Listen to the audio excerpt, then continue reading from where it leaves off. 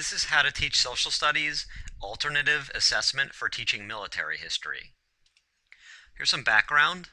Some students find military history intrinsically motivating. Stereotypically, people will say, oh, boys find military history motivating. They like bombs and explosions and death and things like that. I find that a bit sexist, but nonetheless, some teachers will tell you that you should teach military history because kids just like, gruesome stuff. Most students, I think, like most parts of history, don't find it intrinsically motivating. You just tell them what happened. They go, okay, why am I learning this? I happen to be in that camp. I don't find military history particularly intrinsically motivating. I do find it valuable, as I'll get to in a second, but that's different than intrinsically motivating. I'm not one of those guys that sits around and just watches videos of battles. I find that very boring. Most students aren't going to become commanders, making simple memorization of battles pragmatically useless. What you should never do considering that or having that in mind. Here's a bunch of battles. Memorize them. Now close your book and tell me what happened on an exam later, either in multiple choice or written form. Never do that. So why should we teach military history? For the same reason we teach anything else in history, to enhance critical thinking skills and allow the students to make better judgments in their own lives. So with that in mind, here's an alternate assessment method and for how you can assess your students, or how you can test your students on military history. So first thing you want to do is to assign each student a side in the war, for example, England and the colonies. Give the students reading materials detailing the various strengths and weaknesses of each power in the military conflict that will be fought. This is going to take approximately a day. It could take more than that. It could take a couple of days. But this is going to be an entire day of them reading and analyzing, as you'll see in a second. For example, the materials might say England had a powerful navy, while the United States had the ability to grow its own food, etc. For higher level students, like in high school, you want to be very specific. You want to give the materials detailing the number of boats, detailing the square footage, and things like that. For lower level students, it could be something very simple, but just keep in mind that this research part of the assessment is going to take a day or two. It's got to be pretty in depth. On those materials, prompt the students to engage in critical thinking skills. For example, rank each of these advantages and disadvantages. Which is the biggest advantage for you and why? Second biggest advantage, why? Which is the biggest disadvantage for you and why? Second biggest disadvantage, and so on. And more importantly, this is definitely something you should ask is, how will you use your biggest advantage to defeat your opponent? How will you rectify your biggest disadvantage? Develop strategies to deal with these problems. All right, so that's going to be your first day or so, is simply giving out the materials and having the students review them and simply, kind of strategize before you have your assessment. All right, so for your exam itself, you should divide the class in half via the two sides in the war. Tell the students that they will take turns launching verbal attacks on the other side. This means that they will literally say, my side will do X to your side, and they can say anything they want. This can be totally creative. This can be counterfactual history. They can do something that didn't actually happen in the real war, just so long as it's realistic. I mean, if you're talking about the colonies and they say, I'm going to launch a space probe, that's not going to work out. And actually, they can even do that, and you'll see why they're not going to want to do that in a second.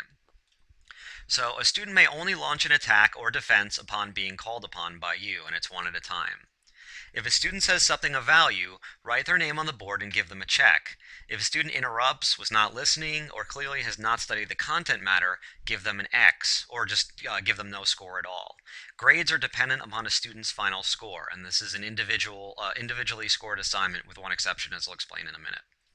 So call upon students who have had the least chance to participate first. Once the first side launches an attack, both sides may only deal with that issue until you feel it's no longer bearing intellectual fruit. The opposing side must say how they will strategically deal with that attack or why it won't work. Again, go back and forth on one attack at a time. So if someone says, I'm going to attack you with my Navy, you have to keep all the attacks and defenses regarding the Navy. It has to be just that. You can't say, I'm going to do something else. Once an issue is exhausted, you play the role of God.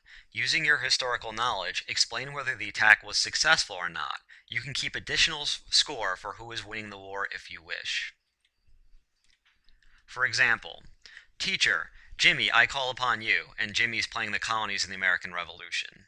Jimmy, who clearly did not study the material, says, I don't know, I'll just attack the British Navy. And then the teacher calls upon Brett. Brett, I call upon you to rebut this attack. And Brett is playing the British. Brett raises his hand. Brett says, we have tremendous naval superiority. I read in the materials that we have X times the number of boats that the Americans do. We welcome the attack and will engage the Americans in open naval warfare. So the teacher knows that this was a very foolhardy thing for Jimmy to have done. So you, as a teacher, you can just simply end that attack right then and there because you're playing God. You can end it any time.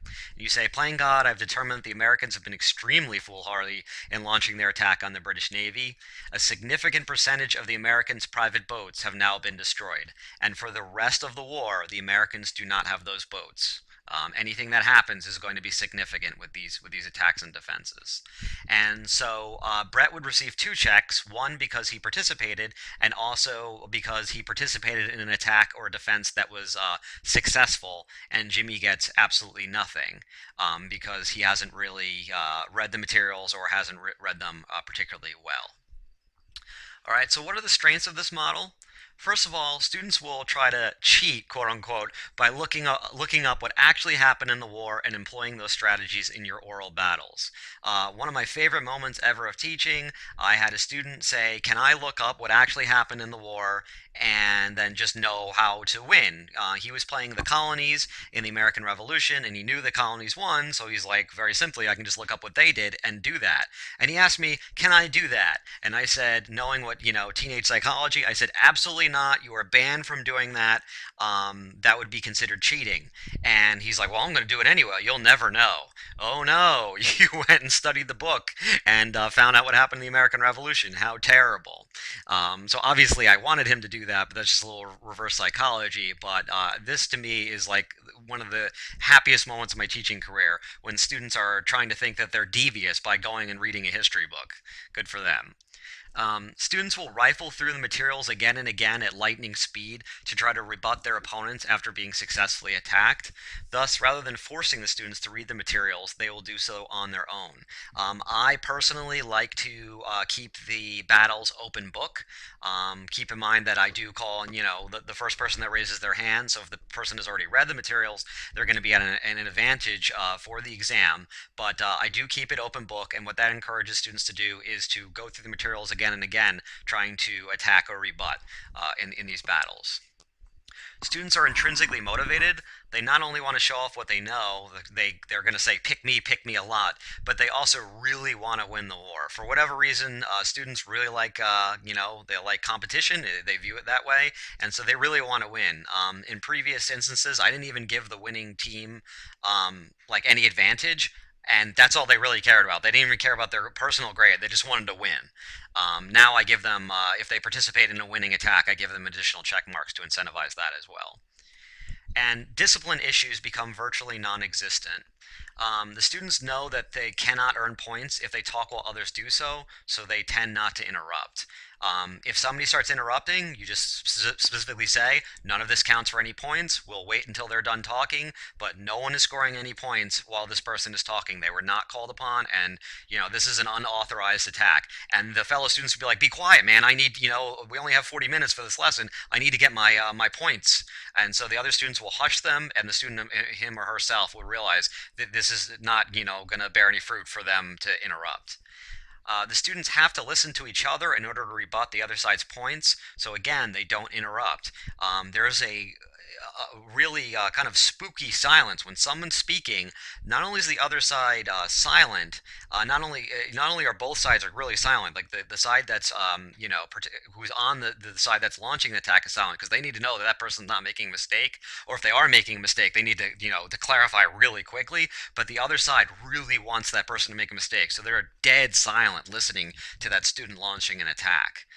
Again, so the students have to listen to each other, so they just don't tend to interrupt. interrupt.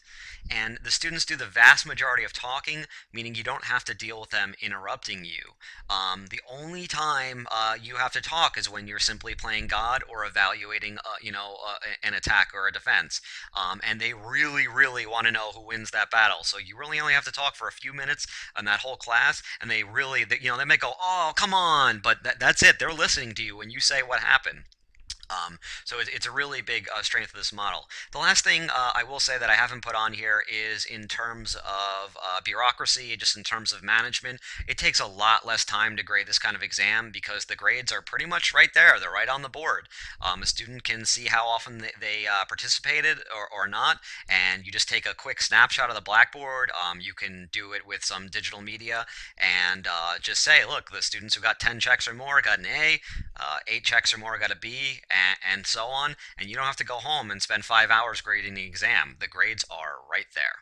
So I hope you enjoy this, and that's a little alternative assessment for assessing military history.